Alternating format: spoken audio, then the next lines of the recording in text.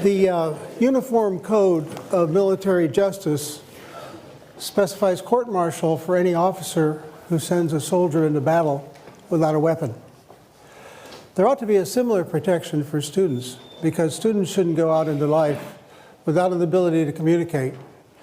And that's because your success in life will be determined largely by your ability to speak, your ability to write, and the quality of your ideas in that order.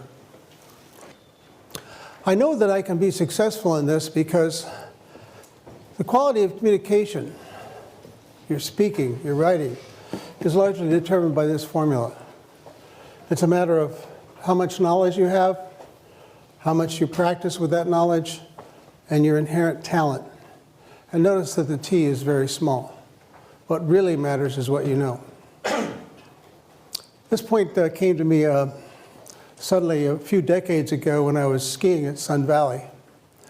I had heard that it was Celebrity Weekend, and one of the celebrities was Mary Lou Retton, famous Olympic gymnast, perfect tens in the vault. And I heard that she was a novice at skiing, so when the opportune moment arrived, I looked over on the novice slope and saw this young woman who, when she became unbalanced, went like that. And I said, that's got to be her. That must be the gymnast. But then it occurred to me, I'm a much better skier than she is, and she's an Olympic athlete, not only an ordinary Olympic athlete, an outstanding one. And I was a better skier because I had the K, and I had the P, and all she had was the T. So you can get a lot better than people who may have inherent talents if you have the right amount of knowledge.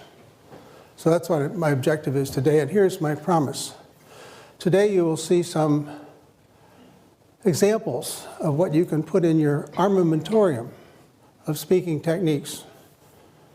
And it will be the case that some one of those examples, some heuristic, some technique, maybe only one, will be the one that gets you the job. And so this is a very nonlinear process. You never know when it's going to happen. But that is my promise. By the end of the next 60 minutes, you'll have been exposed to a lot of ideas, some of which you'll incorporate into your own repertoire, and they will ensure that you get the maximum opportunity to have your ideas valued and accepted by the people you speak with. Now, in order to do that, we have to have a rule of engagement, and that is no laptops, no cell phones. So if you could close those, I'll start up as soon as you're done. Some people ask why that is a rule of engagement. And the answer is, we humans only have one language processor. And if your language processor is engaged, could you shut the laptop, please? If your language processor is engaged, browsing the web or reading your email, you're distracted. And worse yet, you distract all of the people around you. Studies have shown that. And worse yet, if I see an open laptop somewhere back there or up here, it drives me nuts. And I do a worse job. And so that ensures that all of your friends who are paying attention don't get the performance that they came to have. So that's it for preamble. Let's get started. First thing to talk about, of course, is how to start.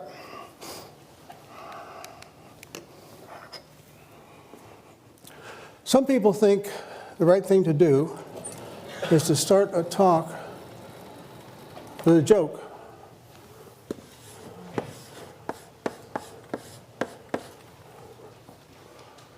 I don't recommend it.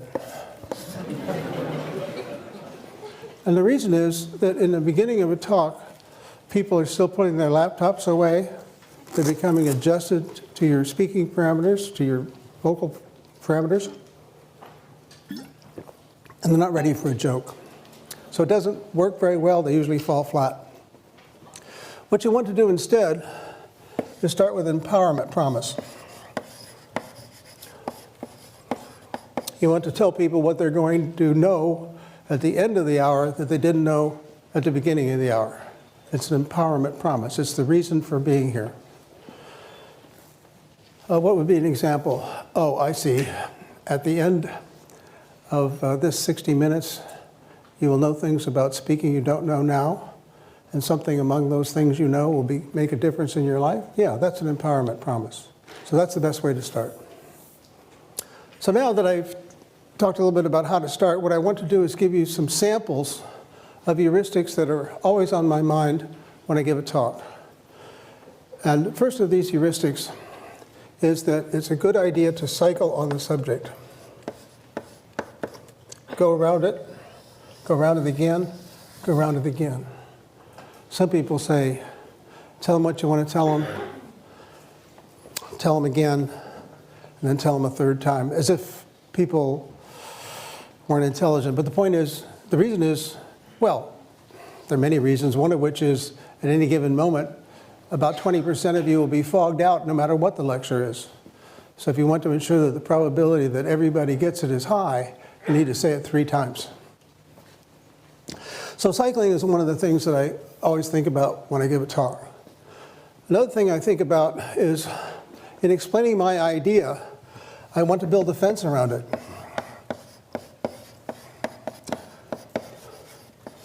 So that it's not confused with somebody else's idea.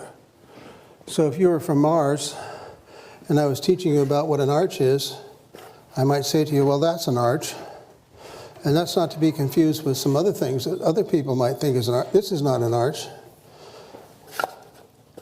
That's not an arch. I'm building a fence around my idea so that it can be distinguished from somebody else's idea. So in a more technical sense, I might say, well, my algorithm might seem similar to Jones's algorithm, except his is exponential and mine's linear. That's putting a fence around your idea so that people can not be confused about how it might relate to something else.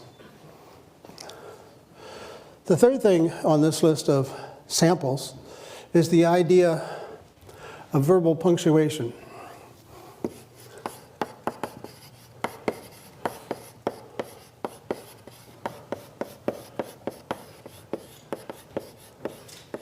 And the idea here is that because people will occasionally fog out and need to get back on the bus, you need to provide some landmark places where you're announcing that it's a good time to get back on.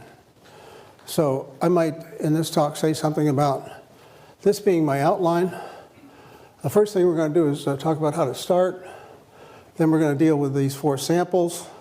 And among these 4 samples, I've talked about the first idea, that's cycling. The second idea, building. And now the third idea is verbal punctuation. So I'm enumerating, I'm providing numbers, I'm giving you a sense that there's a seam in the talk and you can get back on. Okay? So now we're on a roll. And since we're on a roll, can you guess what 4th idea might be here? An idea that helps people get back on the bus?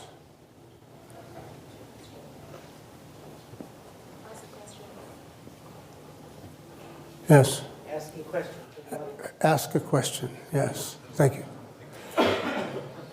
So ask a question.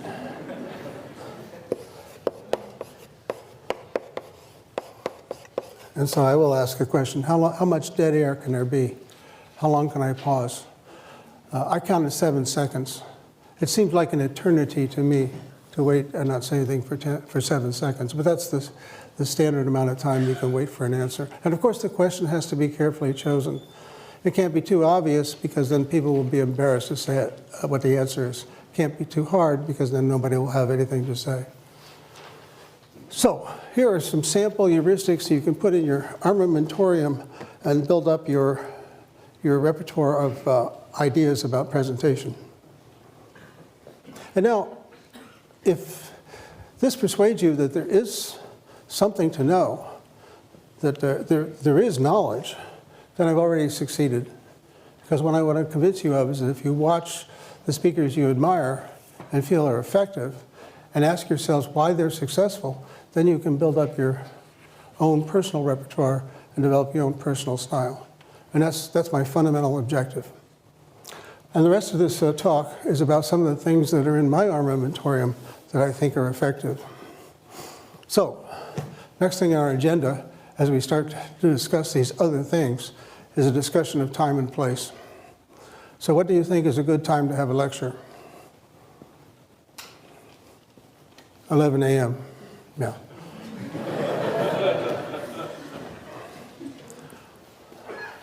And the reason is, most people at MIT are awake by then, and hardly anyone has gone back to sleep. It's not right after a meal. People aren't fatigued from this or that. It's a great time to have a lecture.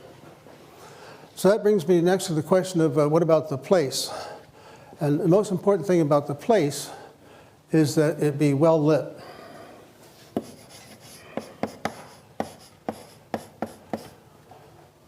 This room is well lit. The problem with the other kinds of rooms is that we humans, whenever the lights go down, or whenever the room is dimly lighted, it signals that we should go to sleep. So whenever I go somewhere to give a talk, even today, the first thing I do when I speak to the audiovisual people is say, keep the lights full up. Oh, they might reply, people will see the slides better if we turn the lights off. And then I reply, it's extremely hard to see slides through closed eyelids. What else can you say about the place? Well, the place should be cased.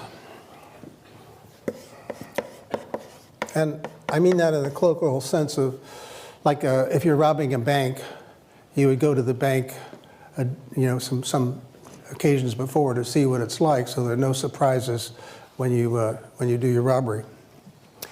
So whenever I go somewhere to speak, the first thing I ask my host to do is to take me to the place where I'll be speaking, so that if there are any weirdnesses, I'll be able to deal with it. Sometimes it might require some intervention. Sometimes it just might require me to understand what the challenges are. So when I came here this morning, I did what I typically do. I imagined that all the seats were filled with disinterested farm animals. That way I knew that no matter how bad it was, it wouldn't be as bad as that. So finally, it should be reasonably populated.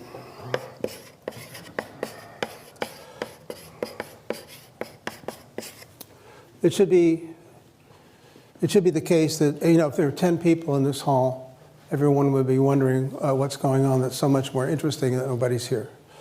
So you want to get a right-sized place doesn't have to be packed, but it has to be more than half full. So those are some thoughts about time and place. The next thing I want to talk about is subject of boards and props and slides.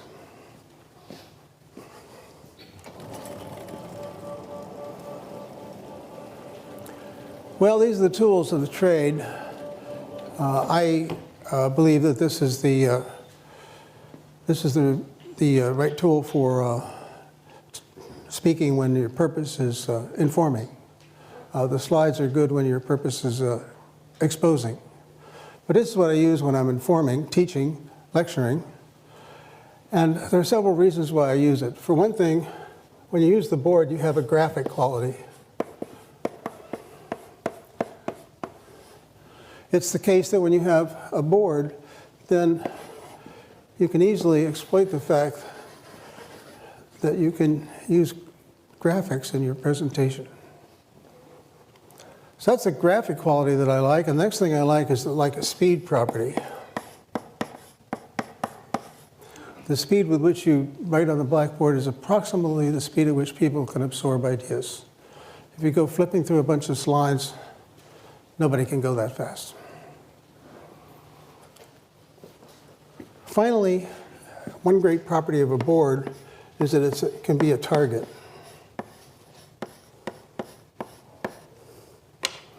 Many people who are novices at speaking find themselves suddenly aware of their hands.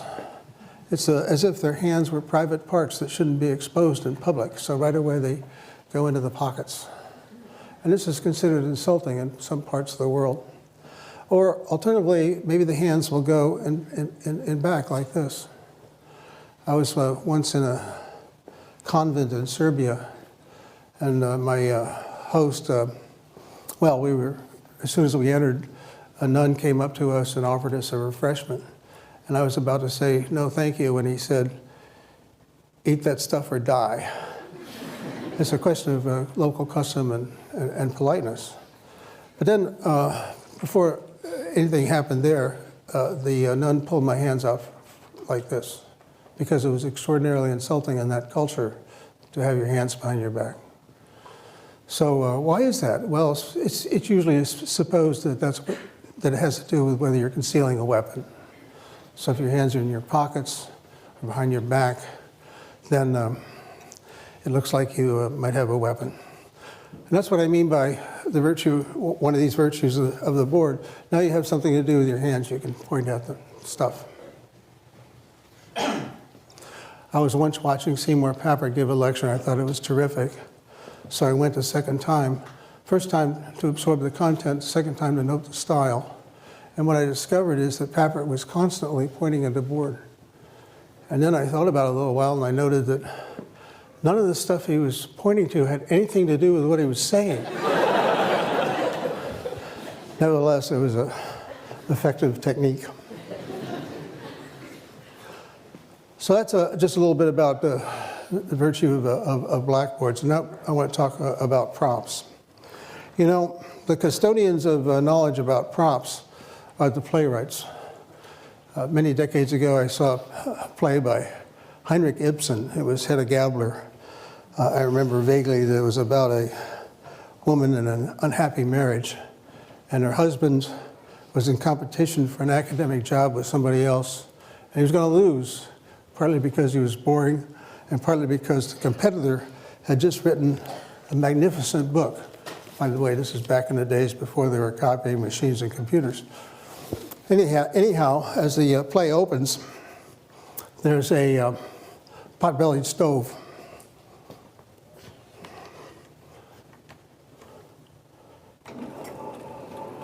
And in the beginning of the play, the pot-bellied stove with its open door just has some slightly glowing embers. But the pot-bellied stove is always there, and its tension mounts in the play. And you see this manuscript, this prop that Ibsen so artfully used, you just know that something's going to happen, because as the play goes on, the fire gets bigger and hotter and finally all-consuming, and you just know that that manuscript is going to go into that fire.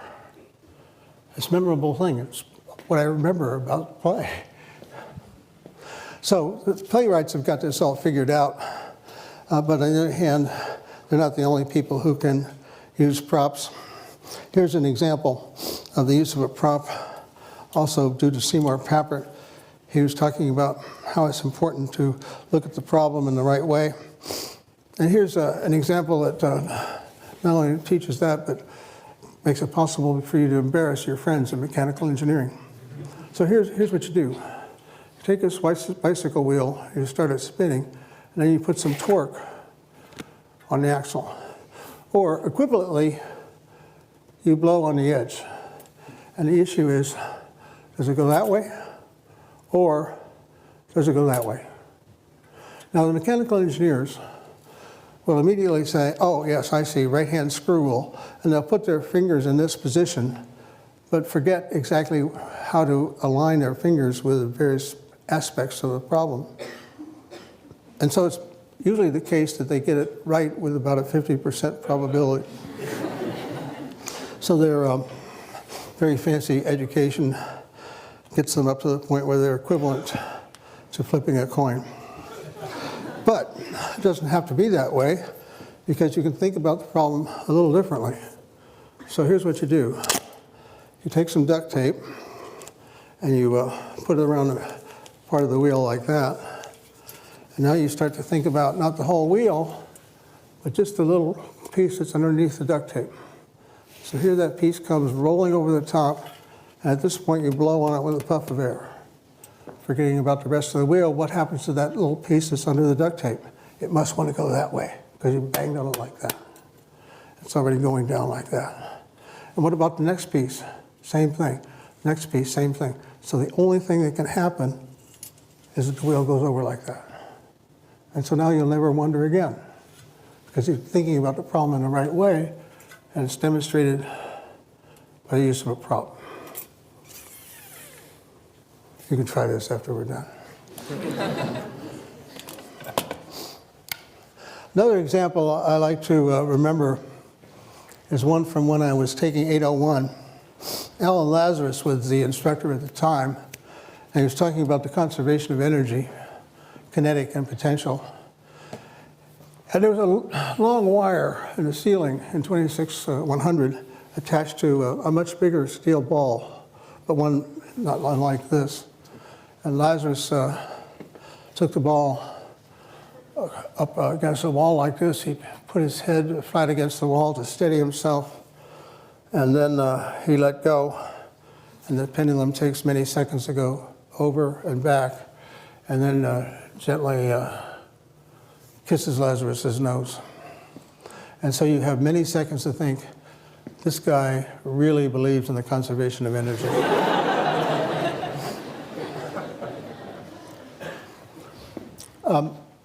Do not try this at home. The problem is that first time you do this, you may not just let go. There's a natural human tendency to push.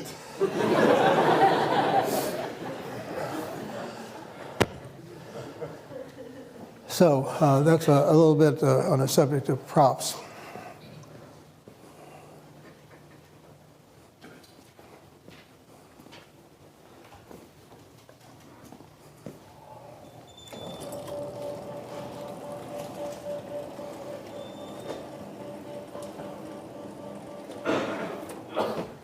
You know, it's interesting, whenever surveys are taken, students always say more chalk, less PowerPoint.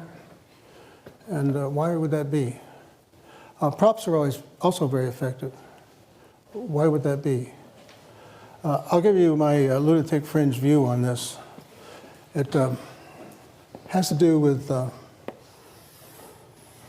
what I would call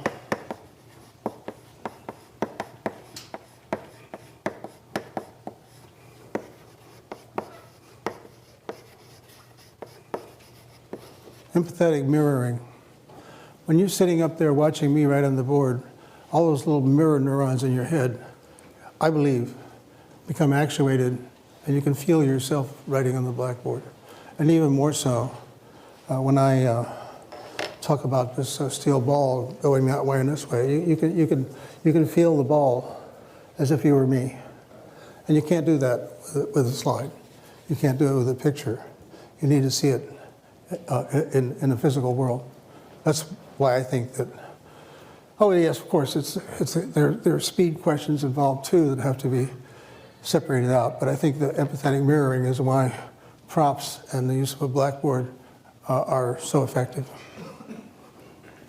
Well, let's see. Oh yes, there is one more thing by way of the tools, and that has to do with the use of slides. I repeat, I think they're for exposing ideas, not for teaching ideas, but that's what we do in a job talk or a conference talk. We expose ideas, we don't teach them. So let me tell you a little bit about my views on that. I remember once I was in Terminal A at Logan Airport. I'd just come back from a really miserable conference, and the flight was really horrible. It was one of those that feels like an unbalanced washing machine.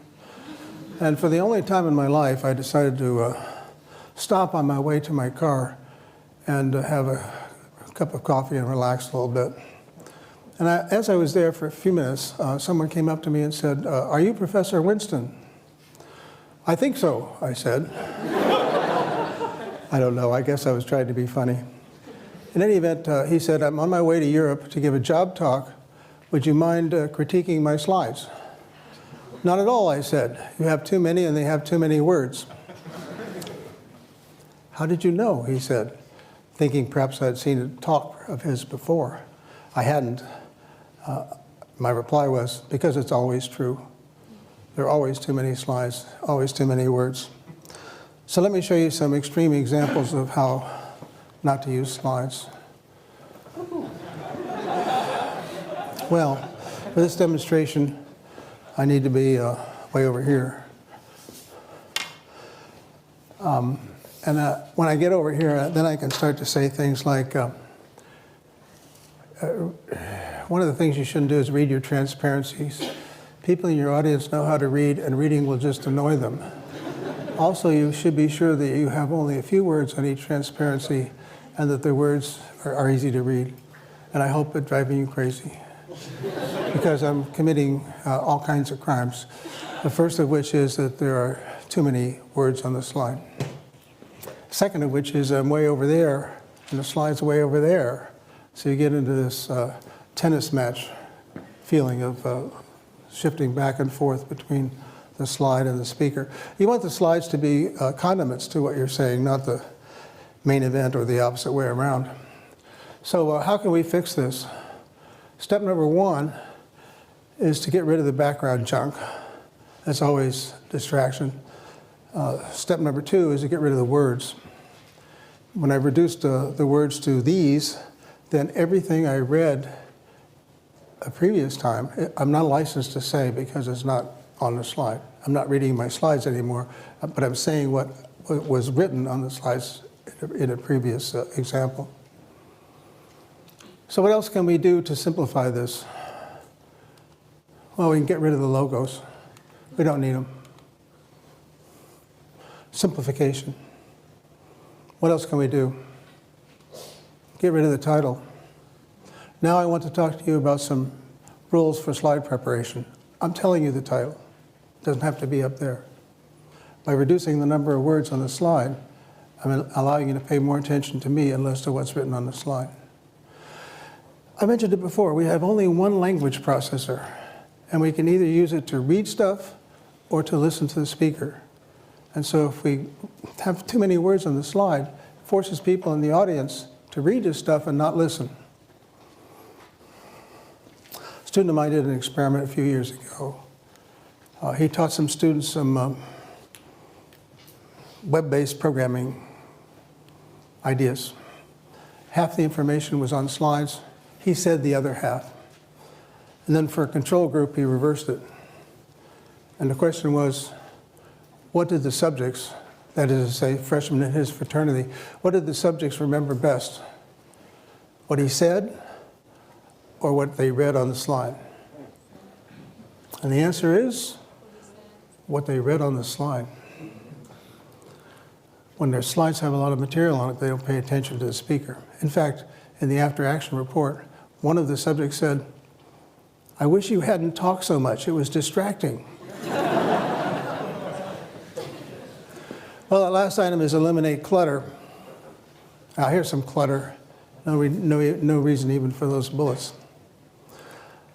So the too many words problem is a consequence of a crime Microsoft has committed by allowing you to use fonts that are too small.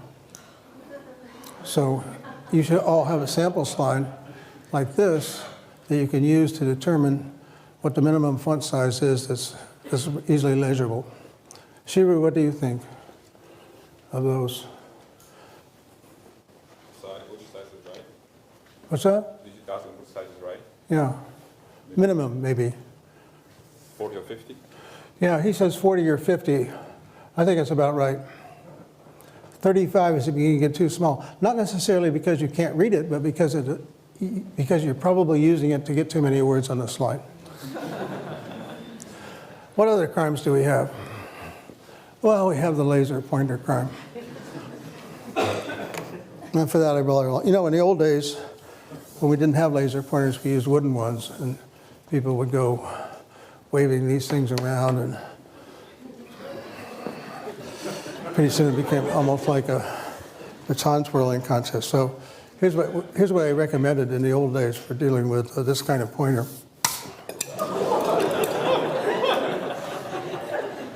This example of use of a prop. Jim Glass up there saw this talk about 20 years ago and said, oh yeah, I remember that talk. That's the one where you broke the pointer. It's amazing how props tend to be the things that are remembered.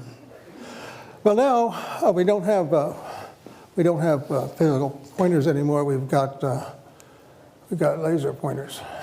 It's a wonder more people aren't driven into epileptic fits over this sort of stuff. But here's what tends to happen. Look at that. It's a lovely recursive picture, and I can become part of it by putting that laser beam right on the back of my head up there. And what do you see? You see the back of my head. I have no eye contact, no engagement, nothing.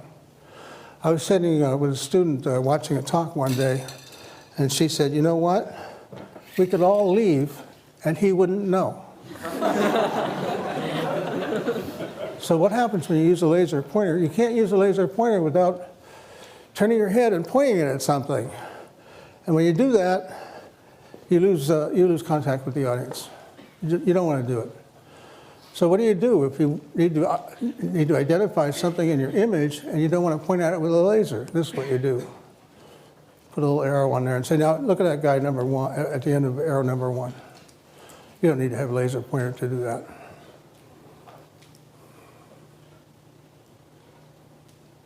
The too heavy crime.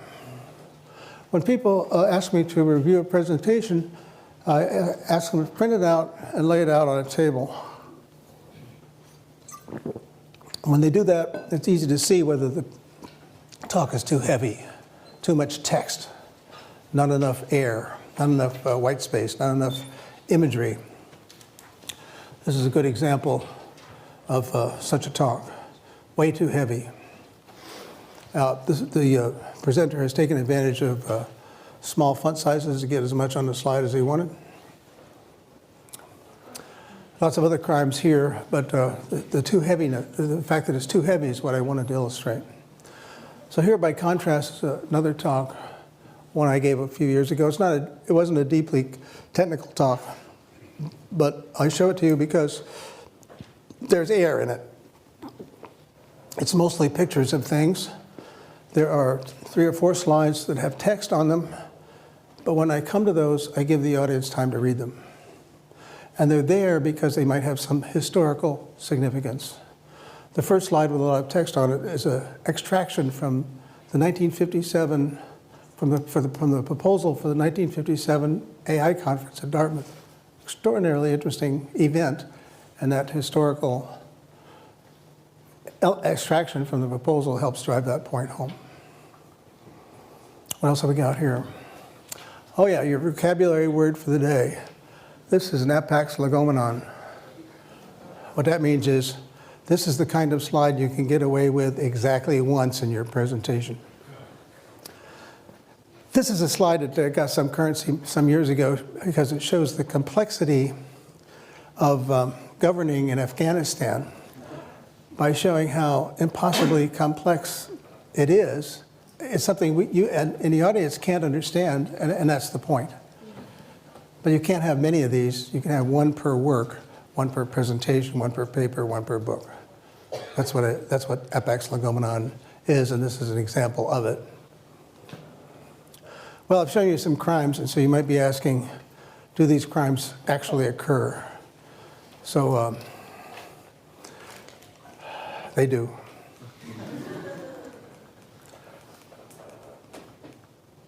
There's the hands in the pockets crime.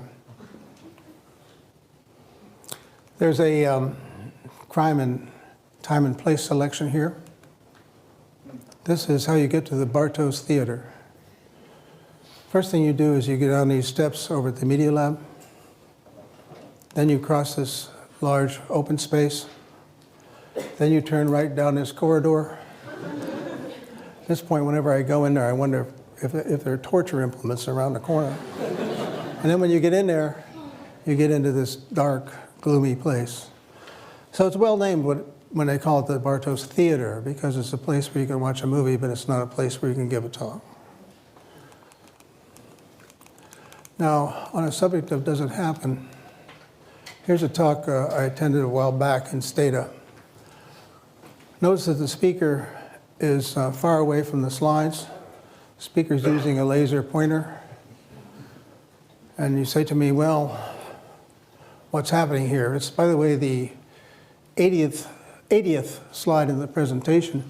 Notice that it's dense with words. This is the first of 10 conclusion slides.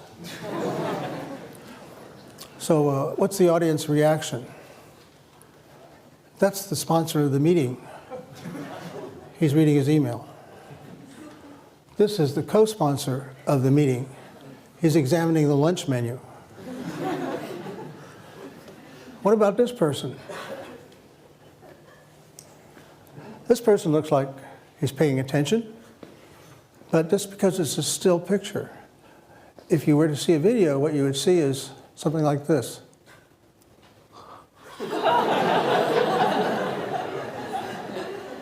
So yeah, it does happen. Well, now that's a quick review of tools. Now I want to talk about some special cases. We could talk a little bit about informing, or to say it another way, doing what I'm doing now. But I'll just say a few words about that. In that kind of presentation, you want to start with a promise, like I did for this hour that we're going through now. But then it comes to the question of how do you inspire people? I've given this talk for a long time, and a few years ago, our department chairman said, would you please give this talk to a new faculty and be sure to emphasize what it takes to inspire students. And strangely, I hadn't thought about that question before, so I started a survey. I talked to some of my incoming freshman advisees, and I talked to senior faculty and everything in between about how they've been inspired. What I found from the incoming freshmen is that they were inspired by some high school teacher who told them they could do it. What I found in the senior faculty, they were inspired by someone who helped them to see a problem in a new way. And then what I saw from everyone is that they were inspired when someone exhibited passion about what they were doing. Exhibited passion about what they were doing. Yeah, so that's one way to be inspiring. It's easy for me because, you know, I do artificial intelligence. How can you not be interested in artificial intelligence, right? I mean, if you're not interested in artificial intelligence, you're probably not interested in interesting things. So when I'm lecturing in my AI class, it's natural for me to talk about what I think is cool and how exciting some new idea is. So that's the kind of expression of passion that makes a difference while informing with respect to this question of inspiring. Oh yeah, and of course during this promise phase, you can also express how cool stuff is. Let me give you an example of a lecture that starts this way. I'm talking about resource allocation. It's the same sort of stuff you would think of when it's the same sort of ideas you would need if you're allocating aircraft to a flight schedule or trying to schedule a factory or something like that. But the example is putting colors on the states in the United States without any bordering states having the same color. So here goes. This is what I show in the beginning of the class. This is a way of doing that coloring. And you might say, well, why don't we wait till it finishes? Would you like to do that? No? Well, we're not going to wait till it finishes because the sun will have exploded and consumed the earth before this program finishes. But with a slight adjustment to how the program works, which I tell my students, you will understand in the next 50 minutes, this is what you get. Isn't that cool? You know, you got to be amazed by stuff that takes a computation from longer than the lifetime of the solar system into a few seconds. So that's what I mean by providing a promise up front and expressing some passion about what you're talking about. Well, the last item in this little block here is it has to do with what people think that they do at MIT. You ask faculty what the most important purpose is, and they'll say, well, the most important thing I do is teach people how to think. And then you say, oh, that's great. How do you teach people how to think? Blank stare. No one can quite respond to that part, that natural next question. So how do you teach people how to think? Well, I believe that we are storytelling animals, and that we start developing our story understanding and manipulating skills with fairy tales in childhood and continue on through professional schools like law, business, medicine, engineering, everything. And we continue doing that throughout life. So if that is what thinking is all about, then when you want to teach people how to think, you provide them with the stories they need to know, the questions they need to ask about those stories, mechanisms for analyzing those stories, ways of putting stories together, ways of evaluating how reliable the story is, and that's what I think you need to do when you teach people how to think. But that's all about education, and many of you here, not necessarily for that, but rather for this part, for persuading, which breaks down into several categories: oral exams, not shown, job talks, getting famous. I won't say much about oral exams, other than the fact that they used to be a lot scarier than they are today. In the old days, reading the literature in a foreign language was part of that, and there was a high failure rate. And when you look back on those failures, the most usual reason for people failing an oral exam is failure to situate and a failure to practice. By situate, I mean it's important to talk about your research in context. This is a problem that's being pursued all over the world. There hasn't been any progress before me in the past 30 years. Everyone is looking for a solution because it will have impact on so many other things. So that's situating in time and place and field. And then as far as practice is concerned, yes, practice is important, but that doesn't mean showing your slides to the people who share an office with. The problem with that is that if people know what you're doing, they will hallucinate that there's material in your presentation that isn't there. It isn't there. A variation on the theme, by the way, is your faculty supervisor is not a very good person to help you debug a talk, because they, in fact, know what you're doing, and they will, in fact, hallucinate there's material in your presentation that isn't there. So you need to get together some friends who don't know what you're doing and have them, well, you start the practice session by saying, if you can't make me cry, I won't value you as a friend anymore.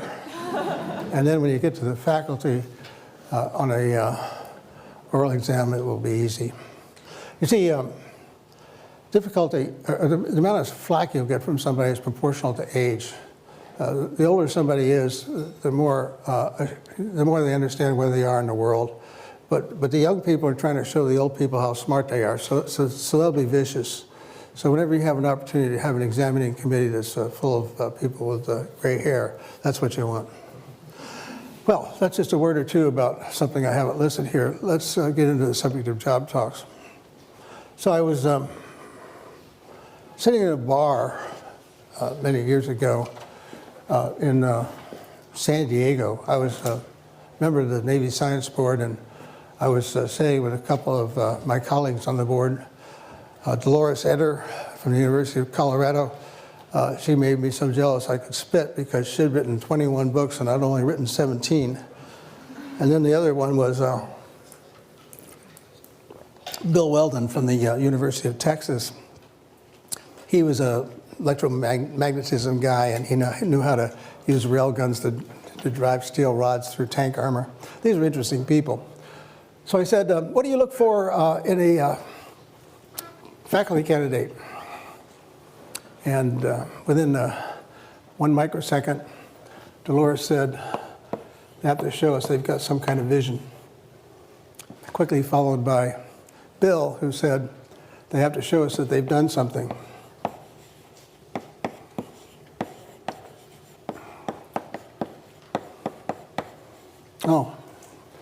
That sounds good, I said.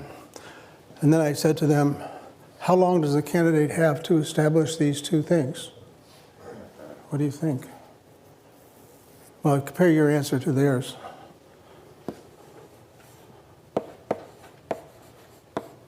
Five minutes. So if you haven't expressed your vision, if you haven't told people that you've done something, in 5 minutes you've already lost. So you have to be able to do that. And let me just mention a couple of things in that connection. Here, which is, the vision is in part a problem that somebody cares about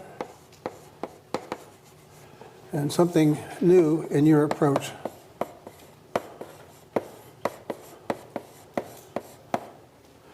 So the problem is understanding the nature of human intelligence.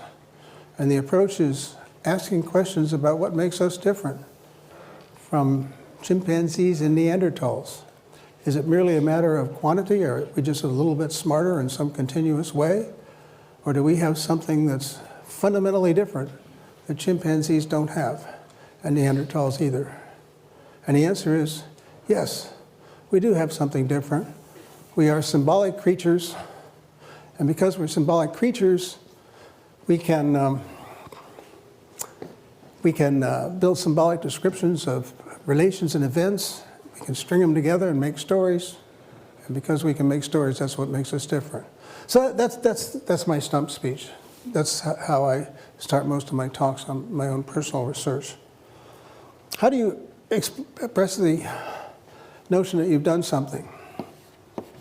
By listing the steps that need to be taken in order to achieve the solution to that problem.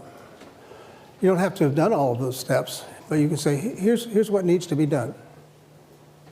An example. Here's what needs to be done. We need to specify some behavior. We need to enumerate the constraints that make it possible to deal with that behavior.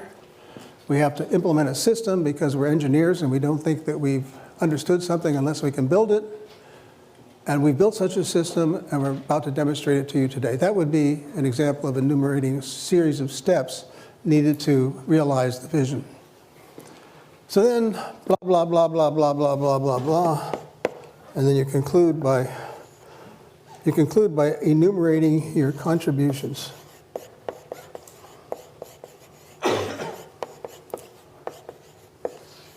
It's kind of mirror of these steps and helps to establish that you've done something. So that's a kind of general purpose framework for doing a technical talk. Now, only a few more things left to do today. Getting famous is the next item on our agenda, because once you've got the job, you need to think a little bit about how you're going to be recognized for what you do. So,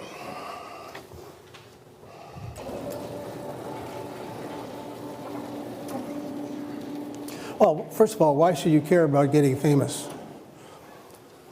I thought about this in connection with a fundraising event I attended once. Fundraising event for raising money to save Venice from going underwater and having all of its art destroyed. Anyway, I was sitting here, and JC was sitting here. That was Julia, the late Julia Child. And as the evening wore on, more and more people would come up and ask Julia to autograph something or express a feeling that she had changed their life, and it just happened over and over again. So eventually I turned to Julia and I said, "Ms. Child, is it fun to be famous?" And she thought about it for a second and she said, "You get used to it." But you know what? It occurred to me, you never get used to being ignored. So here's a way to think about it. Your ideas are like your children, and you don't want them to go into the world in rags. So what you want to do is to be sure that you have these techniques, these mechanisms, these thoughts about how to present the ideas that you have so that they're recognized for the value that is in them. So that's why it's a legitimate thing to concern yourself with packaging. Now, how do you get remembered? Well, there's something I like to call Winston Star. And every one of the items I'm about to articulate starts with an S. So if you want your presentation ideas to be remembered, one of the things you need to do is to make sure that you have some kind of symbol associated with your work. So this arch example is actually from my PhD thesis many, many years ago.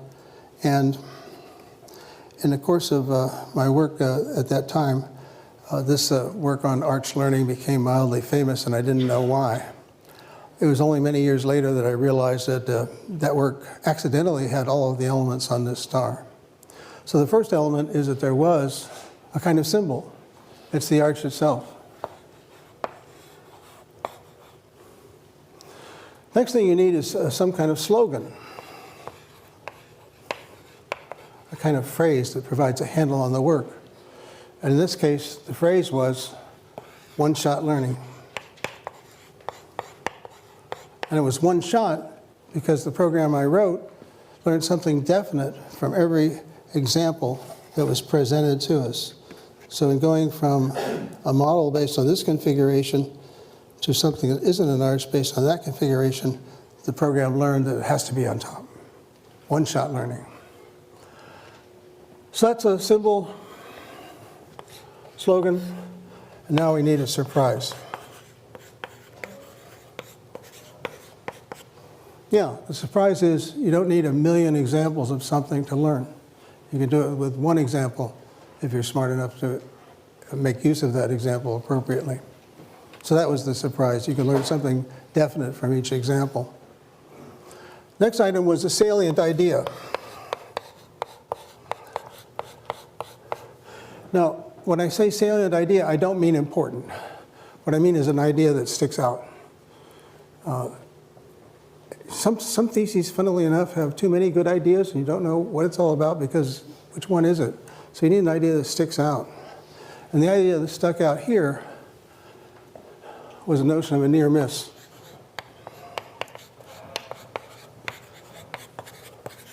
You see, this is not an arch, but it doesn't miss by much. So it's a near miss. And finally, you need to tell the story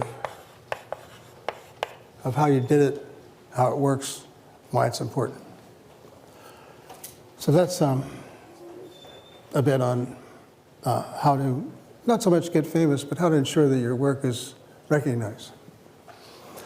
Well, we're almost finished because now we're down to this last item, which is how to stop. And when we come to that, there's a question of, all right, well, what is the final slide? And what are the final words?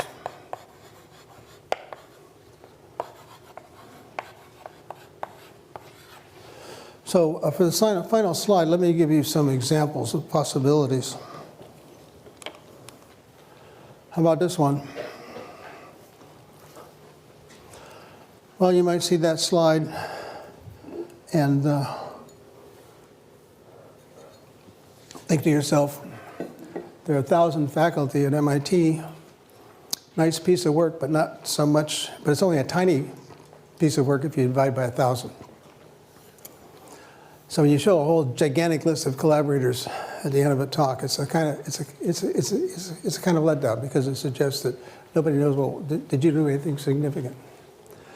Now you got to recognize your collaborators, right? So where do you do that?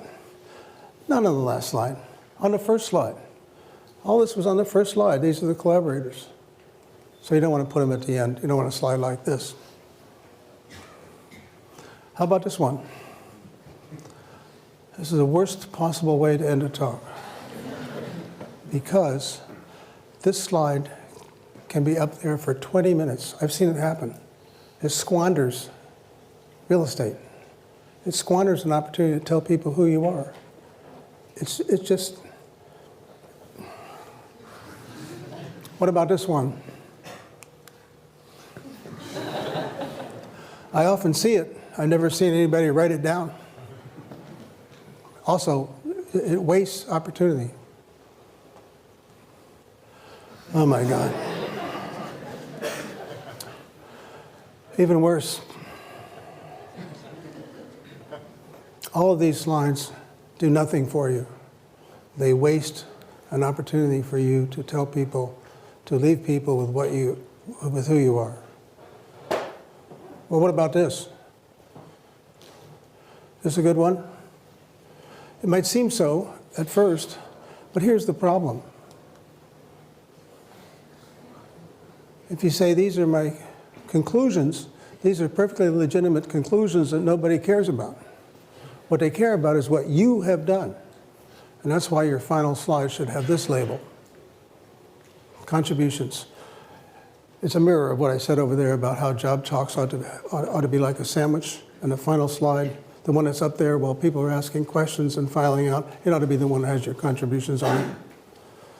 Here's an example from my own stump speech. Yeah, this is what I talk about a lot. Yes, here are the things that I typically demonstrate. And I wait for people to read it. And then the final element there is, this is what we get out of it. So that's an example of a contribution slide. All right, now, what about the other part? You know, you got your final slide up there as a contribution slide. Somehow you have to tell people you're finished. So let's check out a few possibilities. One thing you could do in the final words is you could tell a joke. It's okay. By the time you're done, people have adjusted themselves to your voice parameters. They're ready for a joke. I was sitting in another bar, this time in Austin, Texas, with a colleague of mine named Doug Lennott. And Doug's a fantastic speaker. And so I said to Doug, Doug, you're a fantastic speaker. What's your secret? And he said, oh, I always finish with a joke, and that way people think they've had fun the whole time. So yeah, a joke will work down there. How about this one?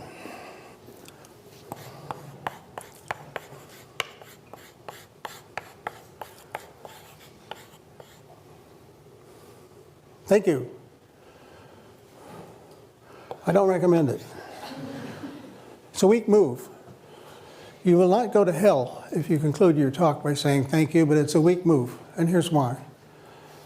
When you say thank you, even worse, thank you for listening, it suggests that everybody has stayed that long out of politeness and that they had a profound desire to be somewhere else, but they're so polite they stuck it out, and that's what you're thanking them for. So once wild applause has started, you can mouth a thank you, and there's nothing wrong with that. But the last thing you do should not be saying thank you. Now you say to me, well, doesn't everybody say thank you? Well, what everybody does is not necessarily the right thing. And I like to illustrate how some talks can end without saying thank you. I like to draw from political speeches, but the ones that I've heard recently aren't so good, so I'm going to have to go back a little bit. So here's Governor Christie. He gave the Republican keynote address one year. This is the end of his talk. Let's see what he does. And together, everybody, together, we will stand up once again for American greatness for our children and grandchildren. God bless you and God bless America. So that's a classic benediction ending. God bless you, God bless America. Now, I don't want to be partisan about this, so I think I better switch to the keynote address in the Democratic Convention. I was delivered that year by Bill Clinton, who knows something about how to speak. If that is what you want, if that is what you believe, you must vote and you must re-elect President Barack Obama. God bless you and God bless America.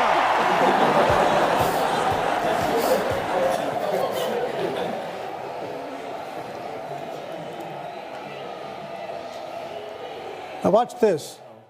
Let's go back a little bit and redo it. What I want you to see is that at one point he seems to be almost pressing his lips together, forcing himself not to say thank you. And then there's another place where he does a little salute. So watch for those this time around.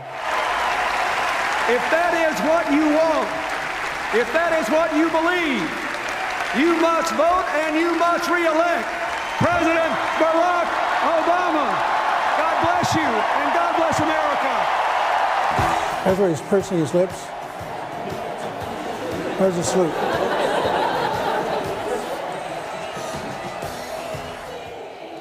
Yeah, I think that's pretty good. Now, what are we going to take away from this? Well, I suppose I could conclude this talk by saying, God bless you and God bless the Massachusetts Institute of Technology, but it might not work so well.